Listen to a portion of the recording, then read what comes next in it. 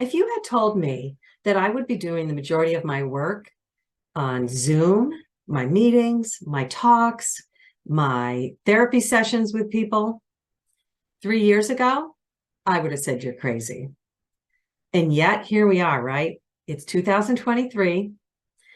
In the last 3 years, we've been through a lot of uncertainty, and our way of working is a completely new, what we call normal, right? Unfortunately, it doesn't feel normal to any of us. Today, I want to talk about uncertainty and how it is causing mental health problems for all of us, especially women, and exactly what that looks like. These are the Self-Worth Talks. I'm Suzanne McCall, and I talk to people about how to become healthier mentally and how to get out in the world and feel better about how you're presenting yourself. So this is very relevant to that focus, right? Women especially are experiencing increased, and 50% more than men, mental health problems, increased anxiety, depression, and PTSD. Imposter syndrome, which is really self-doubt about your ability to do a good job. People say that they feel like a fraud and that there's a fear that people are going to find out that they're really not good at what they do. That used to be people endorsing it about 70%. Now it's above 80%. That tells us a lot. People haven't just gotten not good at their work. The expectations have changed. And also the work has changed. Since COVID, there has been an increase in burnout, and that's because there are fewer people working in the workplace. So people might be doing more than one job at a time. The expectations are really not clear anymore. And especially women are juggling more stuff happening at home, caretaking, childcare, just the basics in terms of taking care of the home at the same time as having to have increased responsibilities at work. All of this leads to a feeling of uncertainty. And when you have uncertainty, what happens is your brain interprets it as something dangerous happening, and you go into fight or flight. And when you go into fight or flight, what that looks like at work is more brain fog, more difficulty making decisions, more like not getting things done on time, not able to prioritize what your responsibilities are. So when all of that happens, it does increase your imposter syndrome, because you're like feeling like you're not doing things the right way, or you're assuming that everybody else has this totally under control and you don't. And that's one of the biggest mistakes, is to just assume that you're the only one who might be going through something like this. As a leader, changes in the expectations about how you're going to be a leader are very difficult. You might be expected to be more vulnerable with the people that you're working with. You might be expected to have a lot more empathy, right? In general, human resources and the people who are in charge of looking at what's going on right now in the world and with people at work are strongly recommending greater empathy, greater communication, greater transparency. And that may not be how you got where you are. Most likely, where you might be a little bit of a people person to have learned how to network and get where you are, your ability to have empathy with other people and to know what to do with that and to know how to communicate in a way that you know what the role is for yourself. Yes, you're expected to communicate more now, but what does that mean? Does that mean that you're expected to be a therapist to your employees? The expectations are really vague, and we're in this process still of trying to figure out what that's all going to look like. So as a leader, you don't want to act like you don't know what you're doing, right? Well, that makes sense. You want people to have confidence in you. However, you can model that for people. You can model that there's certain things that you understand and that you know, that in terms of the goals of your company and what you want people to be doing, and how that's all going to happen is not 100% clear. What can we do about this? If you're an employee somewhere, or if you're a leader in a company, there's a few things that we can do. As a leader, I think it's up to the leadership to establish new ways of being at work. Because of the remote model that we have, the hybrid model, communication is not as easy as it used to be. So in some ways, that's kind of good. You can be more pointed about what you want to communicate, how you want that to happen, and create new protocols for that.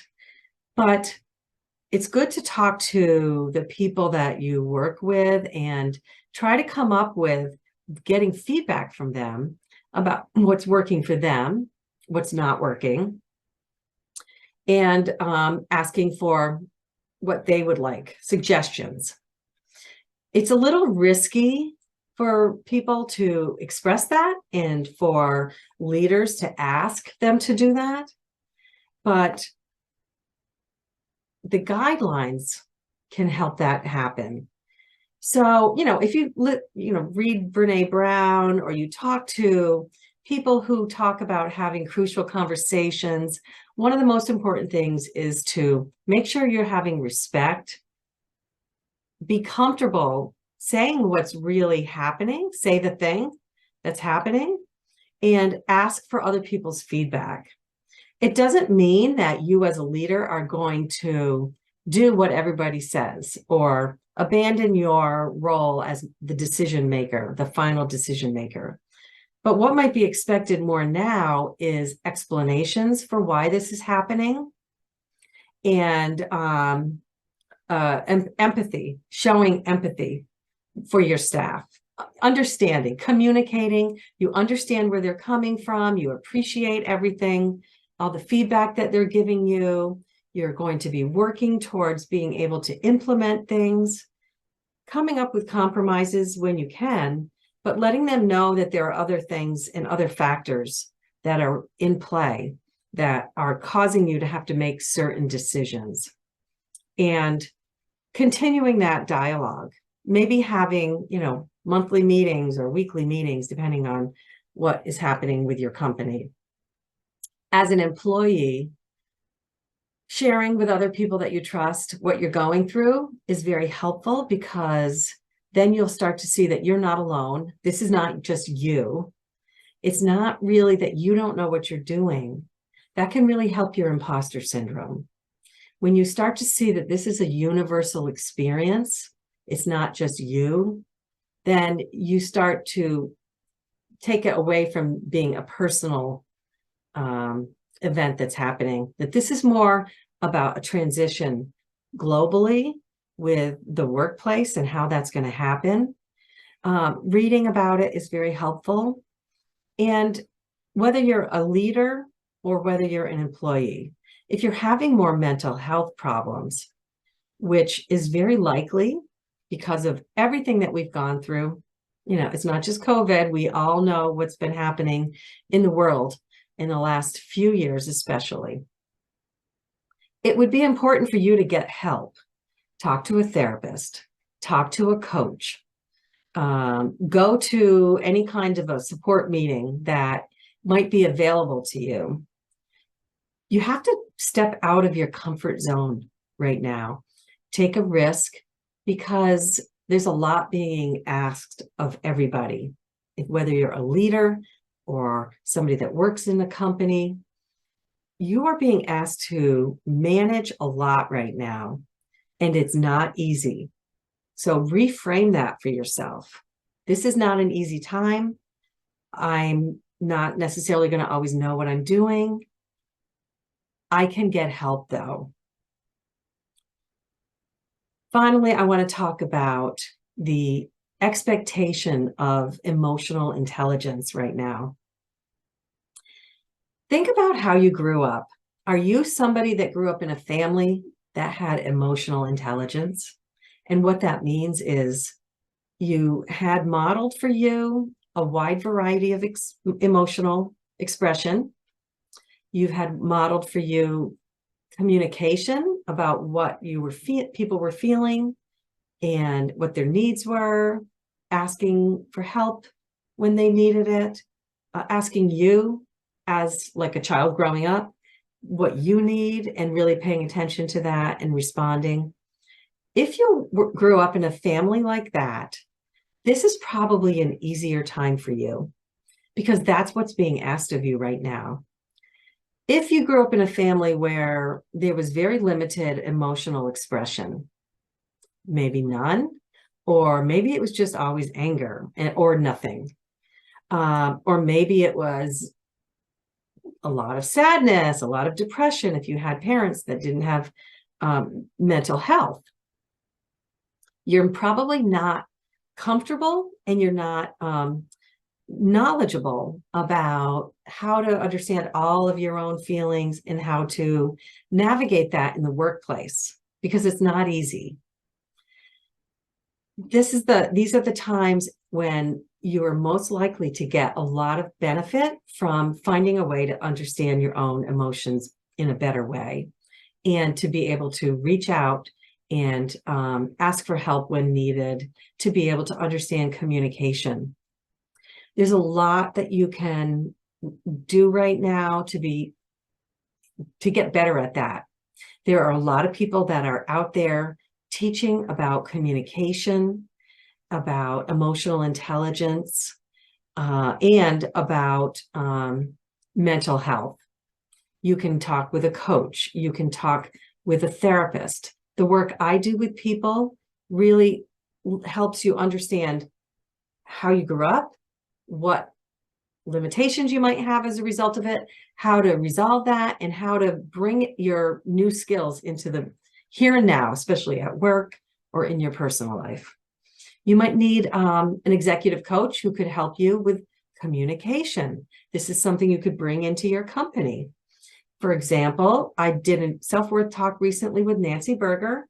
She is an amazing executive coach that goes in and talks to people and teaches them about communication. Don't think that there's something wrong with you, because the expectations right now are really big and shifting. We're going through this incredible paradigm shift in terms of companies.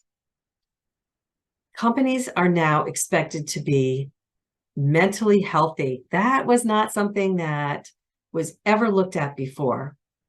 And we are expected to be able to navigate our mental health in a different way at work. This is an opportunity for all of us to grow. And I think it's related to society is evolving. What's been happening has been difficult, but it's considered, in my experience, a crisis. When a crisis happens, it feels dangerous, but there's also an opportunity for growth. And I think that that's what we should embrace right now. Follow me if you want to hear more about self-worth, how it's affecting you at work, and also how it affects you in your personal life. You can go to my YouTube channel, Suzanne McCall, LPC, EMDR expert, and follow me, and you'll get notifications of whenever my self-worth talks are coming out. It's been a pleasure, and I'd love to hear from you. Take care.